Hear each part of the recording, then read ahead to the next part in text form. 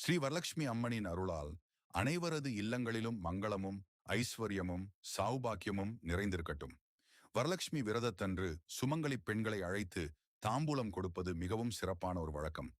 இன்று நம்முடைய தாம்பூல தட்டுகளை எவ்வாறு அழகாகவும் முறையாகவும் தயார் செய்வது என்று பார்க்கலாம். முதலில் அழகான தட்டுகளை எடுத்துக்கொண்டு அதில் மஞ்சள் மற்றும் குங்குமத்தை வைக்கலாம். அதன் பிறகு 2 அல்லது 3 வெற்றிலைகளையும் பாக்கையும் வைக்கலாம்.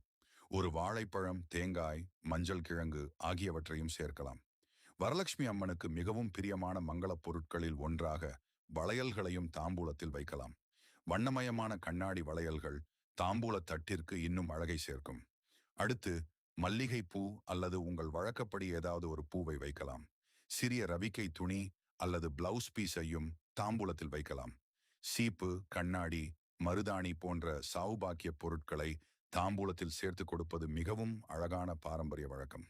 அன்போடு கொடுக்கும் இந்த தாம்பூலம் வரலட்சுமி அம்மனின் அருளால் அனைவரது இல்லத்திலும் மங்களம், சந்தோஷம் மற்றும் செல்வம் பெருகட்டும்.